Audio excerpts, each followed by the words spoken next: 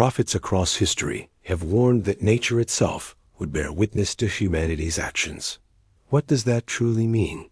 Earthquakes, floods, and volcanic eruptions are more than just disasters. They are signs and messages. Every tremor, every flood, every volcanic eruption echoes with an ancient message, a divine warning. When the ground trembles, it is not merely tectonic plates shifting, but the voice of the earth speaking. When rivers overflow their banks, it is not just water surging, but a message of reprimand flowing. And when mountains spew forth fire and ash, it is not just natural forces at play, but the breath of the earth roaring in anger. In the grand narrative of our world, nature is not just a backdrop, it's a participant. It's a chorus that sings of both creation and judgment. But what exactly is the earth trying to tell us?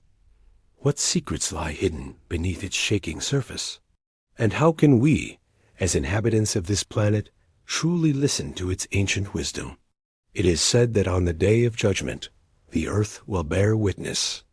The Quran speaks of a time when the mountains will crumble and the valleys will flow with truth. Ancient scriptures echo this sentiment, foretelling a time when the earth will unveil secrets buried deep within its core.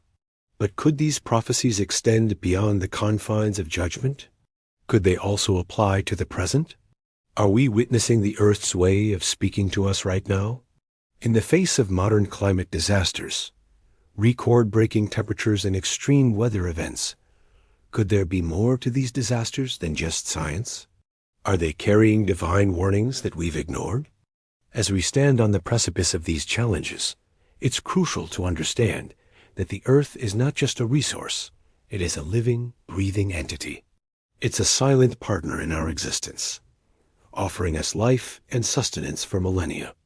However, our relationship with the earth has been one of dominance rather than partnership, of exploitation rather than respect. We've seen ourselves as separate from nature, its rulers rather than its caretakers. This disconnect has led us to a point where we're taking the earth for granted, exploiting its resources without understanding the consequences. We've polluted its air, water, and soil, all in the name of progress and development. Yet despite all this, the earth has endured. It has absorbed our waste and kept giving us life. But the question is, how much longer can this continue? The earth is not just a passive bystander in our story. It is an active participant. It responds to our actions, both good and bad. Every tree we plant, every step we take towards sustainability, every effort to protect its biodiversity, the earth acknowledges it. And conversely, every disaster that strikes, every climate record broken, every ecosystem disrupted, the earth reacts to these as well. In essence, the earth is like a vast, ancient library, storing within its layers the secrets of our past. On the day of judgment, it is prophesied that this library will open. The earth will reveal all that has transpired on its surface, every action, every decision, every moment of human history. It will lay bare all of it, leaving nothing hidden. But why is this so important? Why does the earth choose to reveal all these secrets on the day of judgment? One possible interpretation is that the earth wants us to realize that we are not truly alone in this universe. Everything we do, every decision we make, every action we take affects not just ourselves, but the entire web of life around us. From the smallest microbe to the tallest tree, from the humblest insect to the mightiest animal, everything is connected. And we cannot act with impunity. The earth is a repository of all our actions, both positive and negative. It's high time we acknowledge this. As we move forward, we must recognize that we are part of a larger whole. Our actions have consequences, not just for ourselves, but for every living thing on this planet. The earth is reminding us that we are not isolated individuals. We are part of a community that extends beyond our own species. This realization should guide us towards a more sustainable and compassionate way of living. It is a call to action for each one of us to be more mindful of our impact on the world around us. As we look to the future, let us remember that the earth is not just a resource to be exploited, but a partner in our journey. Let us work towards a world where we live in harmony with nature, where we take only what we need and give back to the earth in ways that replenish rather than deplete. For the earth is not just a silent bystander in our story. It is an integral part of it. It's a reminder that we are not alone, that our actions have consequences, and that true progress lies in living in harmony with nature. Now, picture this. You are standing on the deck of a ship, navigating the vast ocean. Suddenly, the sea begins to churn, waves crashing against the ship, winds howling. Is this just a storm? A mere test of the vessel's strength? Or is there something more, some deeper message in the fury of the waves? The ancient wisdom tells us that the rising waters are not just a meteorological event. They are a sign, a symbol of something stirring within the depths of the earth. This perspective shifts our understanding of nature from something to be conquered to a force to be respected. It's a reminder that we are not the masters of nature, but its inhabitants, intricately connected to its rhythms and cycles. Just as the captain of the ship must interpret the signs of the sea to navigate safely, we too must learn to read the messages of nature. What if the raging waters are trying to tell us something about the state of our world, about the balance of our actions? What if they hold clues to the challenges we face and the changes we need to make? When we begin to see nature as a communicator, as a source of wisdom rather than just a backdrop to our lives, we open ourselves to a deeper understanding of our place in the cosmos. It's an invitation to shift from a mindset of domination to one of partnership. It calls for a recognition that we are part of a larger system, and our actions have ripple effects throughout the web of life. Imagine a young sapling growing tall, reaching towards the sunlight. Its roots delve deep into the earth, drawing nourishment from the soil.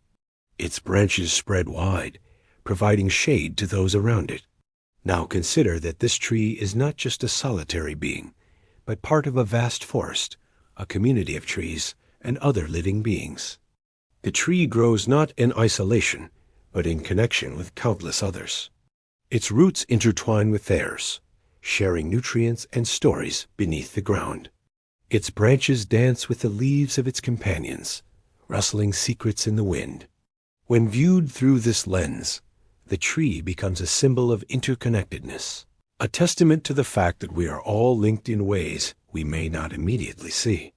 This realization carries profound implications for how we view our place in the world. It challenges the notion that we are isolated individuals, suggesting instead that we are nodes in a vast network, each contributing to the health and balance of the whole. Just as the tree draws strength from the forest, so too do we gain from the diversity and cooperation of the web of life. Moreover, the tree teaches us about resilience and growth. It endures storms, adapts to changing seasons, and reaches new heights each year. Its life cycle mirrors our own, reminding us that we too can weather challenges, adapt to change, and strive for personal growth. As we contemplate the wisdom of the tree, we are encouraged to embrace our interconnectedness, to recognize the strength in community, and to approach life with resilience and a commitment to growth. It is a call to re-examine our relationship with the natural world and to see ourselves not as separate from nature, but as integral parts of it. It's a reminder that our actions, big and small, have a ripple effect on the world around us, and that true strength lies in embracing our interconnectedness with all living things. Do you feel the ground beneath your feet? The very essence of our planet is whispering ancient truths. Can you hear the earth speaking, not in words, but in tremors and sighs? Have you felt the urgency in her voice as she cries out for balance? What if the earth is not just a passive observer, but an active participant in our journey? What if she is trying to tell us something profound, something that could change the course of our future? If we truly listen, the earth has stories to tell. She reveals them in the language of nature, in the rustle of leaves, the gush of waterfalls, and the song of birds. Her wisdom echoes in the cycles of seasons, the ebb and flow of tides, and the dance of day and night. The challenge lies not in understanding our words, but in recognizing their source. It's a call to awaken our senses, to tune our hearts and minds to the Earth's frequency. Are you ready to embark on this journey of discovery? Are you prepared to listen to the Earth's whispers and heed her timeless wisdom? Because when we truly connect with the Earth, we uncover profound insights about ourselves and our place in the cosmos.